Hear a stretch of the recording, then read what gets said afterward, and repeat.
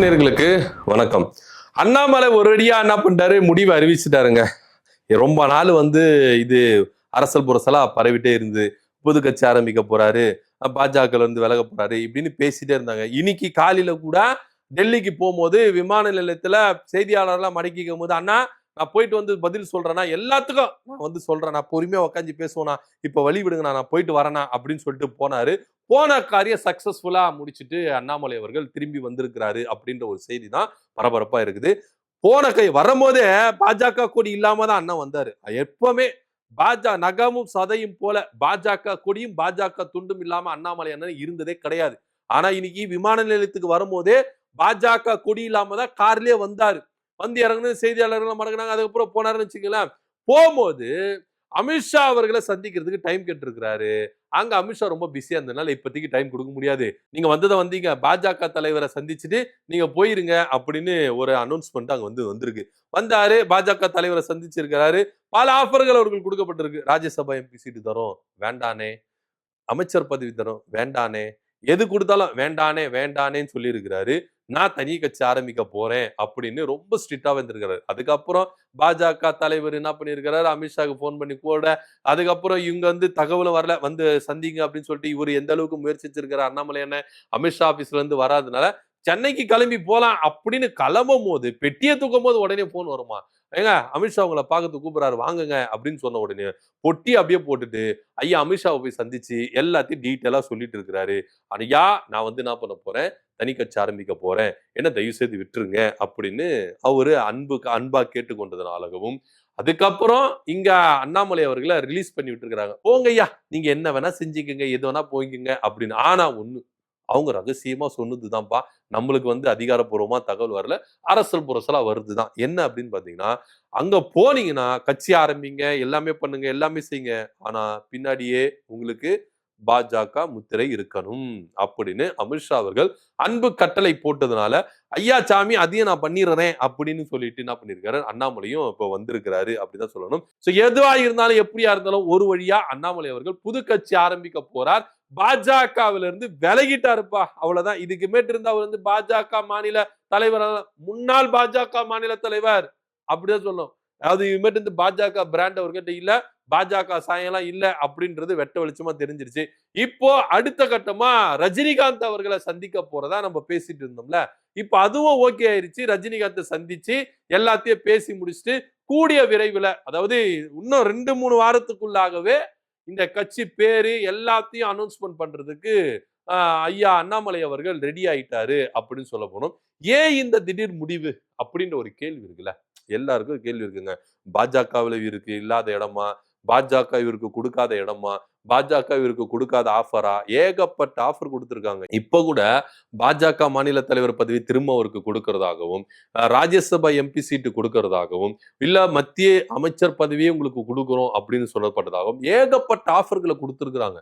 எல்லாத்தையும் மனுஷன் உதறி விட்டுக்கிறாப்புல. எனக்கு தேவை இல்லைங்க, வேண்டாங்க, நான் மக்களுக்காக போய் நல்லது செய்ய போறேங்க அப்படின்னு சொல்லியிருக்கிறாரு. சிரிப்பு வருதுல நம்மளுக்கு, சிரிக்க கூடாது. உண்மையிலேயே மக்களுக்கு தான் அவர் என்ன பண்ண போறாரு, நல்லது செய்ய போறாரு. அதை மட்டும் தான் என்ன பண்ணுங்க, நல்ல ஞாபகம் வச்சுக்கோங்க.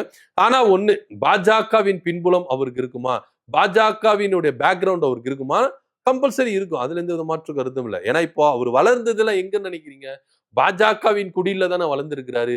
அப்படி இருக்கும் பொழுது அதனுடைய ஒரு சதவீதம் கூட அவருக்கு இதுவா இருக்காதான், அதெல்லாம் இருக்கும், இல்லாமலாம் இருக்காது.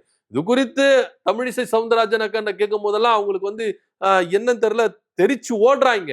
ஏன்னா அவர் இப்ப புரிஞ்சுக்கினார், தமிழ்நாட்டுல ஒரு வெற்றிடம் இருக்குது, கண்டிப்பா இருக்குது, அதை இந்த அண்ணாமலையால தான் ஃபில் பண்ண முடியும் அப்படின்னு சொல்றாரு. இன்னைக்கு கொங்கு பெல்ட்ல இருக்கிற அவங்களுடைய ஆதரவாளர்கள் வெடி வச்சு கொண்டாடுறாங்க, ஸ்வீட் எடுத்து கொண்டாடுறாங்க.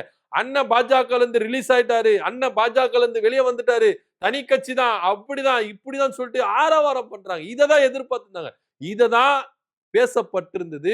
ஆனா இது தேர்தலுக்கு முன்பாகவே ஆரம்பிக்க வேண்டிய விஷயம், தேர்தலுக்கு பிறகு இப்ப ஆரம்பிக்கிறார். அதுவும் பாஜகவுடைய பர்மிஷனோட ஆரம்பிக்கிறது. இவரு அண்ணாமலை அவர்கள் போயிட்டு எதுக்கு அமித்ஷாவை சந்திக்கணும்னு நீங்க நினைக்கிறீங்க?